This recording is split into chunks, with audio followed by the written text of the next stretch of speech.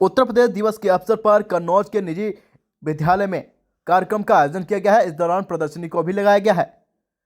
कार्यक्रम के दौरान मुख्य अतिथि रहे कन्नौज सांसद सुब्रत पाठक, तिरवा विधायक कैलाश राजपूत, जिनका पुष्प गुच्छ देकर जिले के आला अधिकारियों ने स्वागत भी किया है। दरअसल आपको बता दें, सरस्वती माता के चित्रण पर माल्यार्पण कर दीप प्रज्वलित कर कार्यक्रम का शुभारंभ किया गया। इसके बाद विद्यालय की बालिकाओं ने स्वागत गीत गाकर सबका स्वागत भी किया है। हमारे साथ मौजूद हैं एडीएम गजेंद्र कुमार। आइए सुनते हैं आखिर किस प्रकार से इस कार्यक्रम को भव्य बनाने के लिए और उत्तर प्रदेश दिवस के अवसर पर क्या कार्यक्रम का उद्देश्य रहा है और इस दौरान छात्र छात्राओं को टैबलेट और स्मार्टफोन भी वितरण किए गए हैं।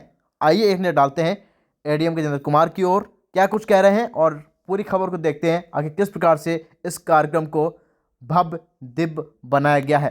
कार्यक्रम का जो उद्देश्य है मुख्य रूप से वो जो सरकार की योजनाएं हैं उनको जनता तक पहुंचाना और उनका लाभ उठाने के लिए जनता को प्रेरित करना है। इस जनता में एक छोटा दूध पीता बच्चा भी है, हमारी माताएं बहनें हैं, हमारे सभी विद्यालय के बच्चे हैं, एक किसान भी है, एक उद्योगपति भी है, एक व्यापारी भी है, सब है।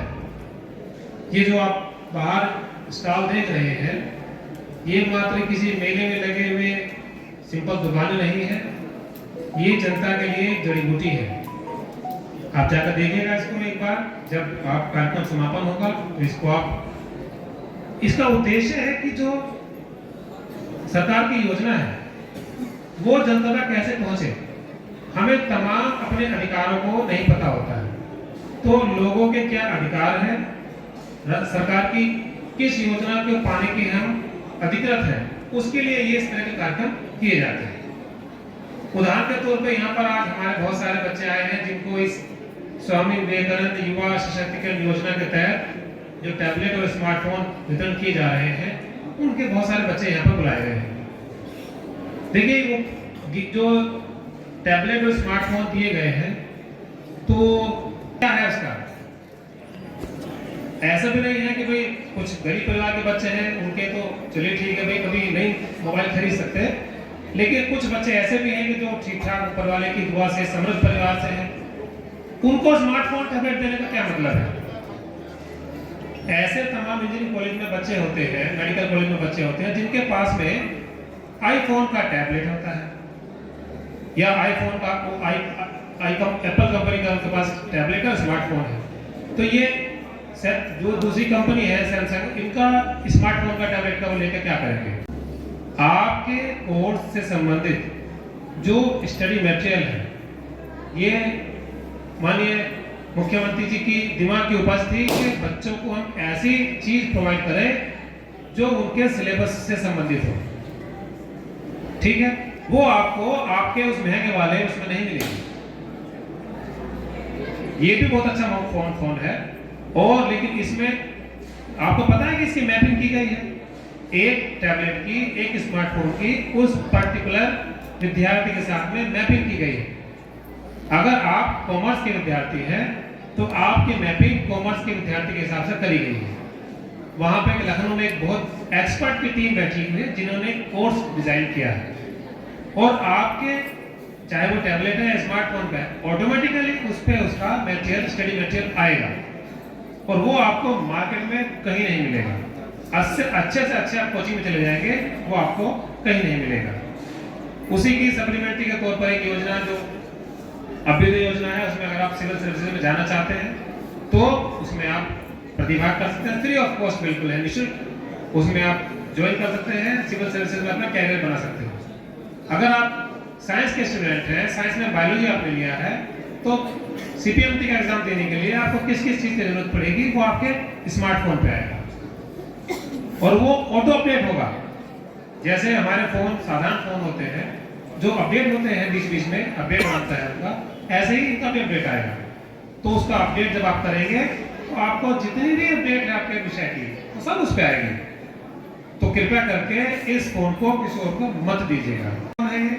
कितनी महंगी टैबलेट है, इतना जो कोर्स आपको मिल रहा है, आप कोचिंग करने जाते हैं, उसमें तमाम रुपया खर्च हो जाता है, वो सब इसमें समाहित है। तो ये बहुत महंगा फोन है, इसकी अमूल्य है, इसकी कोई कीमत नहीं है, क्योंकि जो चीज़ इसमें आपको मिल जाएगी वो आपको कहीं नहीं मिलेगी। इसलिए जो आपको दिया गया है एक्सचेंज मत करिएगा और किसी और को मत दीजिएगा। ये बिल्कुल आपकी सुविधा के लिए बनाया गया है। बहुत सारे विद्यार्थी इसका लाभ उठा रहे हैं, आप भी उठाइएगा। जैसे आप ये देख रहे हैं, पहला इसका जो लगा है ये आरोग्य योजना का, जन आरोग्य योजना। उद्देश्य है इसका बताने का जनता को कि आपको कैसे 5 लाख रुपए तक कभी मिल सकता है। आप लाभ उठाइए इसका, आप अपने परिवार में सबको कराइए जो इसके लिए एलिजिबिलिटी है। हमारे जो अधिकारी लोग यहाँ पर बैठे हैं वो बताएंगे इसके लिए। तो इस तरह के कार्यक्रम का आयोजन का उद्देश्य इस चीज को सिंप्लीफाई करना है। जैसे सिंपल, अगर कोई पूछे कि भाई आपको गोल्डन कार्ड बनाना तो कैसे बनाएंगे, नहीं पता होता। कभी कभी आप सीएमओ दफ्तर में जाते हैं पता करने के लिए, वहां पर जो उनके इंचार्ज बने हैं, जो पटल सहायक हैं, नहीं उपलब्ध है किसी कारण से, बता नहीं पाए ठीक से। लेकिन यहाँ पर जब आप आएंगे एक जगह पर आपको सारी चीज मिलेगी। मान लीजिए कि आपको जो हमारे किसान भाई हैं उनको जाना होगा कि हम उड़द की फसल कैसे करें, अच्छी फसल कैसे करेंगे, तो उनको जाना पड़ेगा जिला कृषि अधिकारी के ऑफिस में। और अगर उनको गोल्डन कार्ड बनवाना है तो सीएमओ दफ्तर जाना पड़ेगा। अगर उनको कुछ और इंडस्ट्री में लगाना चाहते हैं कोई, तो उनको जीएमडीएसी का जाना पड़ेगा। अगर उनको जाना है कि हमें अपने पशुओं को कैसे स्वस्थ रखें, तो उनको मुख्य पशु चिकित्सा अधिकारी के दफ्तर जाना पड़ेगा। यहाँ पर सारी चीज एक जगह पे, आप कौन कौन सी योजना का लाभ उठा सकते हैं वो सब आपको यहाँ पर दिया गया है। जब आप यहाँ पर जाएं, इसका लाभ उठाइए और प्रचार प्रसार करिए इसका, बताइएगा अपने घर पर जाके कि आज ऐसी चीज थी। देखिए, जब आपके स्कूल में भी फेस्टिवल होते हैं, तमाम तरह के कार्यक्रम कराए जाते हैं। जब आपको टूर पे ले जाया जाता है तो वहां भी आपको तमाम तरह की चीजें देखने को मिलती है। तो इसका उद्देश्य ये है कि ये एक कंप्लीट पैकेज है आपके लिए। इस प्रकार की योजनाएं हैं, अधिक से अधिक योजनाओं के लाभ आपको कैसे ले सकते हैं, इसकी पैम्फलेट भी अवेलेबल है। जो ऑनलाइन चीजें आपको कैसे मिल सकती है वो भी हम जानकारी यहाँ पर है। जो भौतिक रूप से कैसे जानकारी प्राप्त कर सकते हैं वो भी है। डेमोस्ट्रेशन में तमाम चीजों पे यहाँ पर, तो कैसे जो भी फ्रीक्वेंट, जो रिलेवेंट और ये प्रगतिशील योजनाएं हैं सरकार की, वो सब आपको यहाँ पर देखने को मिलेगी। दूसरा, जो विभाग के अधिकारी हैं, यहाँ पर ऐसे अधिकारी बैठाए जाते हैं जो आपको ब्रीफ कर सके। हो सकता है कि ऑफिस में आपको कभी कभी नहीं मिलती है तो थोड़ा सा कभी कभी इरिटेशन होने लगता है। यहाँ पर इनको पूरा ट्रेन करके भेजा जाता है। और ये 3 दिन का कार्यक्रम है। इसमें 25 तारीख को इन्वेस्टर समिट भी है, जहाँ पर जितने भी हमारे बच्चे यहाँ पर बैठे हुए हैं और हमारे श्रोतागण हैं, अगर उनके परिवार में कोई व्यापार उद्योग से जुड़े हुए हैं तो वो उसमें प्रतिभाग कर सकते हैं। इन्वेस्ट के लिए अच्छी पॉलिसी यहाँ पर है, तो वो उसका लाभ आपको उठा सकते हैं। कल हेरिटेज होटल में शाम को 3 बजे इसका कार्यक्रम रखा गया है। तो कार्यक्रम का उद्देश्य जो है, इतनी सारी स्कीम अभी मुझे इस समय पे बताना भी मुश्किल है। लिस्ट बनाकर अगर मैं बोलना शुरू करूँगा तो पूरा दिन बीत जाएगा बताने में। उद्देश्य सिर्फ ये है कि इनिशिएट करने के लिए आपको हम बस थोड़ा सा शुरुआत करा दें यहाँ से कि करना कैसे है। देखिए, अगर कितनी भी ऊंची बिल्डिंग चढ़नी है तो पहला कदम पहली सीढ़ी पर रखा जाता है। और जो भी सफलता है किस चीज की, सफलता हमेशा मंजिल की तरह नहीं होती है, सफर की तरह है। जिस भी स्टेप पे आप पहुंचते हैं वो हमेशा आपके लिए एक सपोर्ट का काम करती है। तो हमेशा उस चीज का लाभ उठाने के लिए शुरुआत करनी है। जैसे आप सिविल सर्विस की अगर तैयारी करते हैं तो एक मंजिल दूर है, लेकिन जब पहला स्टेप आप पहुंचते हैं वो भी आपकी सफलता है। क्योंकि तमाम लोग तो इसीलिए छोड़ देते हैं कि तो भाई कैसे करूंगा, बैंक की तैयारी करनी है, एक पेपर देखा बैंक का तो कहीं के बच्चे सभी तो बहुत टफ पेपर है, कैसे होगा, तो तैयारी का मन ही छोड़ देते हैं। शुरुआत, अगर आप कोई कार्य को शुरुआत करने का मन बनाते हैं, मतलब 50% सफलता आपकी इसमें मिल जाती है। कहा जाते हैं कि गुड स्टार्ट इज 50% स्टार्ट, या गुड स्टार्ट इज 50% सक्सेस। अगर आपने अच्छी प्लानिंग के साथ शुरुआत करी है तो यानी कि आपकी 50% सफलता आपको मिल गई है। तो इस योजना का लाभ उठाइए और जो भी दूसरे यहाँ पर विभागों की जानकारी है उनका लाभ उठाइएगा और लोगों को प्रेरित करिएगा। एक चीज और कहना चाहूंगा मैं, कल 25 जनवरी को नेशनल वोटर डे भी है, उसका एक कार्यक्रम अलग से हम लोग करेंगे। ये हमारा जो बांगल में डिग्री कॉलेज है, संभवतः वहाँ पर हम उसको कार्यक्रम को करेंगे, वो भी आप ही लोगों के लिए है। सब जितने भी 18 साल के बच्चे हैं यहाँ पर, उनके लिए है। अक्सर लोग ये कहते हैं वहाँ पर कि भाई मेरे वोट देने से क्या होता है। वोट करके पूरा लोकतंत्र बनता है। हम एक ऐसे लोकतंत्र का हिस्सा है जहाँ पर हमें फ्रीडम मिलती है और जैसे 18 साल के हम होते हैं, हमें तुरंत ही ये अधिकार अपने आप मिल जाता है। तो उसकी जानकारी विस्तृत रूप से वहाँ दी जाएगी। लेकिन इसके बारे में यहाँ मेरा बताने का उद्देश्य है कि आप इसके बारे में पढ़ें, इसके बारे में जानें कि नेशनल वोटर्स डे क्या होता है। तो सभी बच्चों से मेरा अनुरोध ये है कि आज जाकर इसके बारे में सर्च जरूर करिएगा, ताकि आपकी इसके बारे में नॉलेज भी बढ़ेगी और आप इसका आगे लाभ भी उठा पाएंगे। तो जो आज यूपी दिवस के अवसर पर जितने भी हमारे कार्यक्रम यहाँ पर रखे गए हैं, कुछ और लाभार्थी भी यहाँ पर अन्य विभागों को बुलाए गए हैं, उनको भी यहाँ पर लाभान्वित किया जाएगा। देखिए, लाभार्थियों को बुलाने की एक योजना है कि इतने लाभार्थी होते हैं कि हर किसी को वहाँ पर नहीं बुलाया जा सकता। स्टेज पर सब लोग नहीं आ सकते। हमारे मंच पर हमारे माननीय विधायक श्री कैलाश राजपूत जी आ चुके हैं।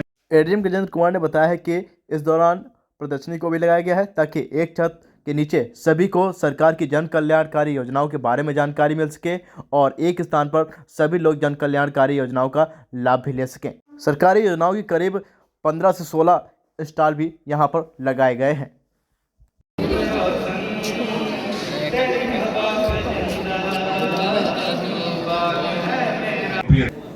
मुझे जो जानकारी मिली है,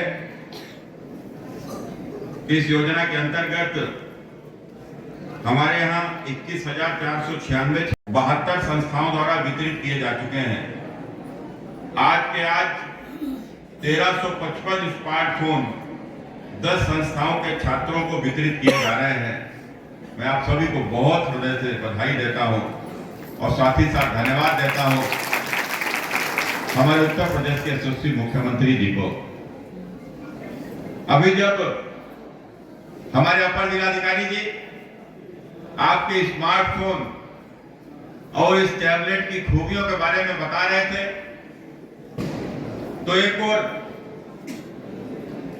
मेरा जो आदर मुख्यमंत्री जी के प्रति बहुत अधिक बढ़ रहा था, तो दूसरी ओर आप सबसे मुझे जलन भी हो रही थी।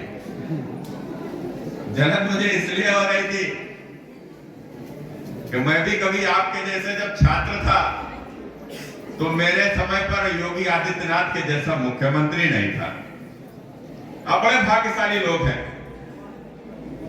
जो योगी आदित्यनाथ के जैसा मुख्यमंत्री आपको मिला है, जिसने किसी भी प्रकार का कोई भेदभाव नहीं किया है। मैं कई विद्यालयों में गया हूं, इस टैबलेट वितरण के कार्यक्रम में, स्मार्टफोन वितरण के कार्यक्रम में तो मैंने देखा है कोई जाति नहीं छूट रही, कोई मजहब नहीं छूट रहा, कोई किसी प्रकार का कोई भेदभाव ही नहीं है। सबको एक तरफ से स्मार्टफोन दिया जा रहा है और निश्चित रूप से उसमें कोई कतर नहीं, कोई किसी भी स्तर का स्नातक का यदि छात्र है तो उसको मिलेगा। अब वो किसी भी विद्यालय में पढ़ रहा हो, अब चाहे वो संस्कृत विद्यालय में पढ़ रहा हो, चाहे वो मेडिकल कॉलेज में पढ़ रहा हो, चाहे किसी कॉलेज में पढ़ रहा हो, उसको मिल रहा है। लेकिन इस प्रकार की स्थिति में तो पिछली सरकार में तो मैंने देखा था कि 2012 से 17 की जो सरकार उत्तर प्रदेश में थी, उन्होंने कुल 18 लाख लैपटॉप बांटे और कुल 18 लाख लैपटॉप में भी केवल एक अपने लोगों को बांट दिया। मैंने उसमें भी जाति पात का भेदभाव,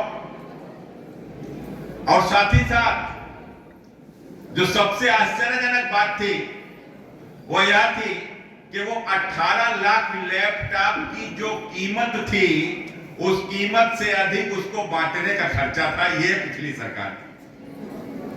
मैंने 18 लाख टैबलेट लैपटॉप बांटे, 18 लाख लैपटॉप की कीमत से अधिक के समारोह, बड़े बड़े समारोह किए।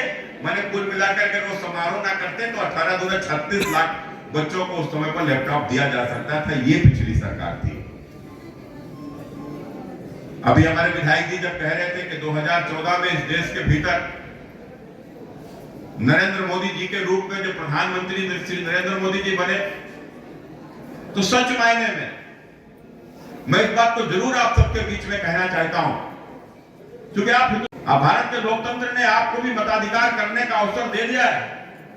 आप सब बालिग हो चुके हैं, 18 साल की उम्र क्रॉस कर रहे हैं और निश्चित रूप से इस देश में लंबे समय तक आपको रहना है। अगले 50, 60, 70 साल तक आपको रहना है, 80 साल तक, और उसके बाद आने वाले समय में देश में आपकी आने वाली पीढ़ियां रहेंगी। यह देश किसका देश है? यह देश किसी के बाप की जागीर नहीं है। यह देश कोई एक जाति पंथ मजहब का भी देश नहीं है। यह देश तो हमारे आपके जैसे असंख्य लोगों का देश है, और खासकर इस देश की जो आज की आबादी है, उस हिसाब से ये युवाओं का देश है, क्योंकि यहाँ की 65% आबादी 35 से कम की है। कौन इस देश का निर्माण करेगा? अगली पीढ़ियों के लिए क्या देकर जाओगे? तो निश्चित रूप से उसमें सबसे सशक्त माध्यम यदि कोई होता है देश के निर्माण में, तो मित्रों देश और प्रदेश की सरकारें होती हैं। और जब अभी चूंकि आपकी उम्र, आप सब 20 साल के आसपास के हो गए, और निश्चित रूप से आज से जब 2014 में इस देश के भीतर जब नरेंद्र मोदी के रूप में सरकार बनी थी, तब से लगभग धीरे धीरे 8-9 साल हो चुके हैं। 9 साल पहले आपकी उम्र क्या रही होगी? 10 साल के आसपास आप लोग रहे होंगे। उस समय पर देश की परिस्थितियां क्या है, सरकारों के काम क्या होते हैं, सरकार क्या कर रही है, यह आपको शायद किसी को जानकारी में ही नहीं होगा। इसीलिए मैं कहता हूं कि सरकार क्या है। योगी जी, जब मैंने कहा कि योगी जी से जलन हो रही है, तो मुझे अपने समय पर भी एक मुख्यमंत्री जी याद आ गए।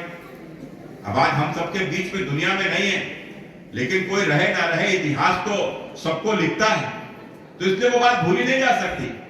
आज आप सबके समय पर मोबाइल फोन है, स्मार्टफोन है, टीवी है, यूट्यूब है, तमाम प्रकार की एप्लीकेशन है, सोशल मीडिया है। हम लोगों के समय पर नहीं थी। हम लोगों के समय पर केवल रात में 8 बजे चित्रहार आता था, बस उतना ही टीवी पर याद है हमको, और वो भी इतवार के समय पर कभी पिक्चर आती थी और कुछ कार्यक्रम आते थे, रामायण महाभारत आती थी, बस इतना मुझको याद है। इसके अलावा कोई हम लोगों के मनोरंजन का उस समय पर साधन नहीं था। ये मोबाइल तो हम लोगों ने कभी कल्पना भी नहीं किए थे। तो उस समय पर हम लोग अखबार पढ़ते थे, मुझे आज भी ध्यान है। तो उस समय के ऊपर लगभग 88-89 का मामला, 88-89 का मामला है, 1900। मुझे लगता है कि मैं कक्षा 5 आज के, और उस समय पर मुझे आज भी ध्यान में है, मुलायम सिंह जी उत्तर प्रदेश के मुख्यमंत्री थे, और एक दिन अखबार में एक विज्ञापन निकला था, एक एडवर्टाइज, क्या नाम उसको, कार्टून निकला। उस समय कार्टून छपते थे दैनिक जागरण अखबार में, तो उसमें कार्टून निकला था। कार्टून में मुख्यमंत्री मुलायम सिंह जी का बने हुए थे, उनके हाथ में झाड़ू थी और नीचे ABCD बने हुए अक्षर पड़े हुए थे। मतलब आप समझ रहे हो, उस समय के मुख्यमंत्री यहाँ के ऊपर अंग्रेजी का, कंप्यूटर का विरोध कर रहे थे और अपने बेटे को पढ़ाने के लिए इंग्लिश मीडियम में भेज रहे थे, ऑस्ट्रेलिया भेज रहे थे। कितना बड़ा अंतर इस देश के भीतर था। माने कश्मीर के भीतर अलगाववादी नेता इस देश के भीतर कश्मीर के गरीबों के बच्चों के हाथ में पत्थर पकड़ाते थे कि यहाँ की सेना के ऊपर पत्थर चलाओ, और अपने बच्चों को पढ़ने के लिए विदेशों में भेजते थे कि इस प्रकार की स्थिति, माने इस देश में अराजकता को फैलाओ, इस देश में गरीबी बढ़े। ये इस देश की सरकारों का काम होता था। इसीलिए मैंने कहा कि सन 2014 में नरेंद्र मोदी के रूप में इस देश में केवल सरकार नहीं बदली, पहली बार इस देश के भीतर आजादी के बाद व्यवस्था बदलने का काम हुआ है। नरेंद्र मोदी के रूप में व्यवस्था बदलने का काम। इस देश की स्थिति थी, यह आतंकवाद में इस प्रकार के हालत थे कि कहां के ऊपर बम फटेगा, बम में कौन मरेगा, कोई समझ में नहीं आता था। कभी मंदिर में विस्फोट होता था, अयोध्या के संकट मोचन मंदिर के ऊपर हमला, बनारस के मंदिर के ऊपर हमला, जम्मू के श्री रघुनाथ टेम्पल के ऊपर हमला, गुजरात के अक्षरधाम मंदिर के ऊपर हमला। आए दिन हमारे यहाँ आतंकवादी हमला होते थे। कश्मीर से चलकर आतंकवादी आता, पाकिस्तान से चलकर आतंकवादी आता था और हमारे हिंदुस्तान के मुंबई के ताज होटल के ऊपर हमला करता था। सैकड़ों लोग यहाँ के ऊपर मारे जाते थे। इस प्रकार के हालत यहाँ के ऊपर हिंदुस्तान के भीतर थे। लेकिन आपने देखा होगा कि सन 2014 आने के बाद में अब इस देश के भीतर कोई भी हमला का सुनाई नहीं पड़ता, कोई आतंकवादी हमला नहीं होता। आखिर कारण क्या है, बदला क्या है? कुछ नहीं बदला है, केवल सरकार बदली है। पहले की जो सरकार थी वो आतंकवादी पाकिस्तान से आता था, और हिंदुस्तान में आकर यदि पकड़ा जाता था तो जेलों में बैठकर उसको बिरयानी खिलाई जाती थी। लेकिन सरकार बदल गई, नरेंद्र मोदी की सरकार आ गई।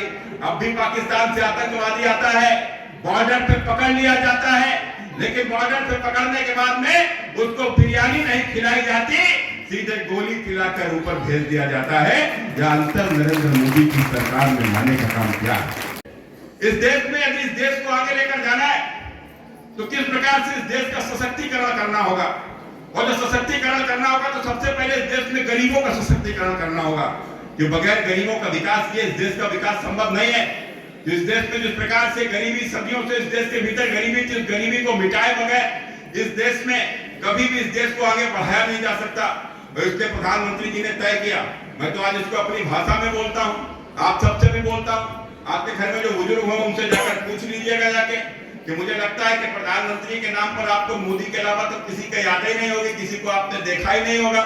लेकिन मैंने स्वयं इस देश में इंदिरा जी से लेकर अब तक के जितने भी प्रधानमंत्री हुए हैं, सभी प्रधानमंत्री मुझे याद में हैं। हमारे कैलाश जी जो बैठे हुए हैं, इनको तो नेहरू जी की भी याद है।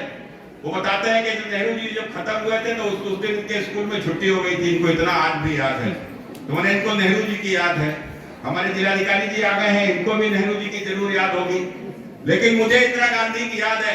आप बताइए, जाकर आप अपने घर में पूछिएगा, अपने बुजुर्गों से पूछिएगा, आप अपने मोहल्ले में जाकर, अपने गांव में जाकर जरा पूछिएगा, इस देश में जितने भी प्रधानमंत्री हुए हैं, एक भी प्रधानमंत्री की कोई एक योजना आपके गांव मोहल्ले में आई है क्या? कोई एक योजना गांव मोहल्ले में आई है क्या? बताइए जाकर मोदी जी से पहले पूछकर किसी भी प्रधानमंत्री का नाम। कोई मिलेगा नहीं ढूंढने से भी आपको। लेकिन आज मैं आपको गर्व के साथ में इस बात को बोल रहा हूं, आप सबको, कि आज हमारे प्रधानमंत्री, हम सबके प्रधानमंत्री और नरेंद्र मोदी जी के लिए यह बात मैं इसलिए बोल रहा हूं कि आप गांव मोहल्ले की तो बात छोड़ दो, कोई घर ऐसा नहीं होगा जिसमें प्रधानमंत्री की कोई ना कोई योजना ना पहुंच गई हो। मित्रों, कोई ना कोई योजना ना पहुंच गई हो। किसी का पक्का मकान बन गया होगा, तो किसी के दरवाजे पर शौचालय आ गया होगा, किसी को उज्ज्वला योजना का कनेक्शन मिल गया होगा, किसी को आयुष्मान योजना के माध्यम से 5 लाख रुपया सालाना इलाज की व्यवस्था हो गई होगी, और किसी को यदि कुछ नहीं मिला होगा तो 6000 रुपया सम्मान निधि के नाम पर जरूर मिल गया होगा। मित्रों, जरूर मिल गया होगा। यह इस प्रकार की सरकार है। और यही नहीं, आपने देखा होगा, आप तो चूंकि सोशल मीडिया का जमाना मास्टर है, तो आपने तो देखा होगा कि अभी पाकिस्तान में किस प्रकार से आटा की लूट पड़ी हुई है। मैं देख रहा था, उसमें तमाम सारे वीडियो आ रहे थे, लोग लेटे हुए सड़क पे, कई बुजुर्ग लोग, मुझे आटा दे दो या गोली मार दो, या स्थिति है। 150 रुपया किलो आटा बिक रहा है पाकिस्तान में। एक और पाकिस्तान में 150 रुपया किलो आटा बिक रहा है, वहां के ऊपर आटा की मारामारी है। 11,000 12,000 रुपया का गैस चूल्हा सिलेंडर बिक रहा है। अभी आपने देखा पड़ोसी मुल्क लंका की हालत क्या हो गई। लंका जिस प्रकार से वहां के ऊपर भगदड़ मच गई, लूट मार मची हुई है, और दूसरी ओर हमारे हिंदुस्तान के भीतर हमारे देश के प्रधानमंत्री के द्वारा इस देश के 80 करोड़ गरीब परिवारों को मुफ्त में राशन देने का काम हो रहा है। मुफ्त में राशन देने का काम हो रहा है। यह परिवर्तन सरकारों के माध्यम से होता है, सरकार के कारण से होता है। इस देश के भीतर जो टीके लगाए जाते थे, जो जीवन रक्षक टीके होते थे, आज हम सबको, आपको भी लगे होंगे, हमको भी टीके लगे हुए हैं। बीसीजी का टीका, चेचक का टीका, पोलियो का टीका, तमाम सारे इस प्रकार के टीके। इस देश में टीके बनते ही नहीं थे। टीके तो हम भीख मांगते थे, दूसरे देशों से हाथ फैलाते थे, टीका दे दो, टीका दे दो। टीका भी मिलता था, कोई 30 साल बाद मिल रहा है, कोई 40 साल बाद मिल रहा है। जब लाखों लोग हमारे देश में उस बीमारी से प्रभावित हो गए तो टीका आता था। हमारे देश के भीतर जिस प्रकार से आज जापानी बुखार, जिसका टीका 1906 में जापान के भीतर बन गया था, वो हमारे हिंदुस्तान में सन 2006 में आया। मैंने 100 साल बाद टीका यहाँ के ऊपर आया। लेकिन आपने देखा कि हमारे देश में जब कोरोना आया, और कोरोना जैसी एक ऐसी महामारी, पहले तो इसका मजाक बनाया गया, और जब दूसरी लहर कोरोना की आई जिसमें सैकड़ों लोग मारे गए, हमारे आपके नजदीकी लोग भी जो दुनिया से चले गए, तब लोगों को समझ में आया कि कोरोना क्या है। और उसके बाद आपने देखा होगा कि हमारे देश के प्रधानमंत्री ने किस प्रकार से हमारे देश के वैज्ञानिकों को प्रेरित करके हमारे ही देश में टीके का निर्माण कराया, और हमारे देश के लोगों को तो बचाया ही बचाया, दुनिया के न जाने कितने देशों को टीका भिजवा के उनको भी बचाने का काम किया। यह प्रधानमंत्री नरेंद्र मोदी और इस देश की सरकारों के कारण से होता है। मेरे भाई बहनों, मैं आपसे सबसे मैंने केवल जिक्र करने का मेरा माध्यम सिर्फ कारण सिर्फ यही था कि निश्चित रूप से सरकार क्या होती है वो सरकार आपने देखी नहीं थी। या उत्तर प्रदेश के भीतर हम लोग इस उत्तर प्रदेश के भीतर रहने वाले हैं, या उत्तर प्रदेश की स्थिति अभी जब हमारे विधायक जी बता रहे हैं कि हमारे योगी जी के माध्यम से इन्वेस्टर समिट का जब यहाँ के ऊपर कार्यक्रम किया जा रहा है तो क्यों किया जा रहा है? आज हम इतनी बड़ी संख्या में जो उत्तर प्रदेश में बच्चों को शिक्षा दे रहे हैं तो उसके बाद भी इनको रोजगार नहीं मिलेगा तो इनका भविष्य क्या होगा? रोजगार के लिए कहां जाएंगे? आपने देखा कि उत्तर प्रदेश के बच्चे रोजगार के कारण से दूसरे प्रदेशों में पलायन करके जाते हैं। कोई जाता है महाराष्ट्र में, कोई जाता है गुजरात में, कोई जाता है हरियाणा में, कोई जाता है पंजाब में, कोई दिल्ली जाता है, कोई विदेशों में जाते हैं। या के कारण क्यों है? कारण केवल एक है, कोई अपने बूढ़े माँ बाप को छोड़कर जाना नहीं चाहता, लेकिन मजबूरी ये पेट जो कुछ ना मजबूरी में करा दे मित्रों, जो लोग जाते हैं अपने मित्रों को छोड़कर, अपने परिवार को छोड़कर और बाहर जाने को, नौकरी करने को विवश होते हैं। कारण सिर्फ एक है कि हमारे उत्तर प्रदेश में उद्योग धंधे लगे ही नहीं, और जो उद्योग धंधे उत्तर प्रदेश में हुआ करते थे वो अभी धीरे धीरे धीरे उत्तर प्रदेश से पलायन करके चले गए।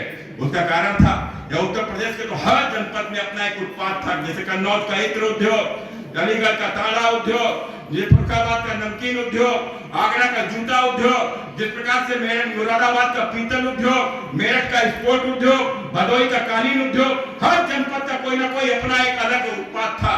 हर जनपद की एक अलग इंडस्ट्री थी।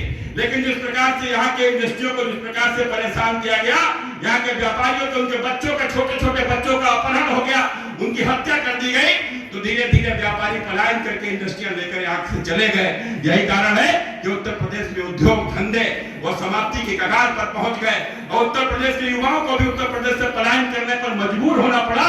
लेकिन आज एक योगी आदित्यनाथ के जैसा एक ऐसा मुख्यमंत्री आया है जिसने उत्तर प्रदेश में वापस उत्तर प्रदेश में कानून व्यवस्था को सुधार करके उत्तर प्रदेश के भीतर इन्वेस्टमेंट की स्थिति बने, उत्तर प्रदेश में बड़ी बड़ी इंडस्ट्रियां आए ताकि उत्तर प्रदेश के नौजवानों को उत्तर प्रदेश के भीतर ही रोजगार मिले, इसको लेकर प्रयास कर रहे हैं। लेकिन आपने देखा उसके बावजूद भी लोग उनका मजाक बनाते हैं। ये मजाक बनाने वाले कौन लोग हैं? ये वही लोग हैं जिन्होंने उत्तर प्रदेश को विनाश की पटरी पर लाने का काम किया था, जिन्होंने उत्तर प्रदेश में गुंडे माफियाओं को संरक्षण दिया था, जो उत्तर प्रदेश में बड़े बड़े माफिया जिस प्रकार से उत्तर प्रदेश में जेलों में रहकर भी उत्तर प्रदेश में गुंडागर्दी को संचालित करते थे, सरकार के माध्यम से फिरौती वसूली करते थे, गरीबों की जमीनों के ऊपर कब्जा कर लेते थे। वह मुख्तार अंसारी, वह अतीक अहमद, मुकीम काला, वह सुंदर भाटी जैसे वो बड़े बड़े अपराधी जो जेलों में बैठकर भी किसी भी गरीब की जमीन पर कब्जा करके उसके ऊपर महल और कोठियां खड़ी कर देते थे। लेकिन आपने देखा कि योगी का शासन आने के बाद में एक ऐसा मुख्यमंत्री जिसने गरीबों की जमीनों पर कब्जा किया था, उसने उन गुंडों की जमीनों पर कब्जा करा दिया है और उनकी बनी हुई कोठियों को बुलडोजर से रौंदने का काम किया है। एक ऐसा मुख्यमंत्री, जब आपने देखा होगा 2017 में जब सरकार बनी थी, उससे पहले हालात उत्तर प्रदेश से किस प्रकार के हुआ करते थे। खासकर पश्चिम उत्तर प्रदेश में चले जाओ तो हमारी बहन बेटियों को स्कूल जाना बंद करा दिया गया था। कारण यह था कि पश्चिम उत्तर प्रदेश में गुंडे उनके स्कूल जाने के लिए उनको परेशान किया करते थे और यदि घरों में आकर शिकायत करती थी, कोई भाई जाता था तो कवाल के जैसे उसको रौंद कर मार दिया जाता था। यह आतंक के खौफ उत्तर प्रदेश के भीतर हुआ करता था। लेकिन आपने देखा, जी ने कहा कि भले मेरी कोई बेटी नहीं है, लेकिन ये उत्तर प्रदेश की हर बेटी मेरी बेटी है और किसी ने मेरी बेटी के ऊपर आंख उठाकर भी देखा तो उसको तबाह कर दिया जाएगा। और आपने देखा कि किस प्रकार से एंटी रोमियो अभियान चला और बड़े बड़े गुंडे मुर्गा बना दिए गए, बड़े बड़े गुंडे मुर्गा बना दिए गए। यह योगी का शासन है। इसलिए मित्रों, निश्चित रूप से ये सरकार जैसा कि मोदी जी कहते हैं कि सरकार वह है जो गरीबों के लिए सोचे, सरकार वह है जो गरीबों के लिए कुछ करे। यह सरकार शोषित वंचितों की सरकार है, यह आम जनों की सरकार है और निश्चित रूप से यह सरकार इस देश को आगे ले जाने के लिए प्रतिबद्ध है, इस देश को दुनिया का नेतृत्व कराने के लिए प्रतिबद्ध है। इस अवसर पर आप सबको बहुत हृदय से बधाई देता हुआ, आप सबको बहुत शुभकामनाएं देता हुआ और एक आग्रह भी आप सभी बहनों से करता हुआ, मेरे भाई बहनों से करता हुआ, और मुझे आशा है कि आप मेरे इस आग्रह को जरूर मानेंगे।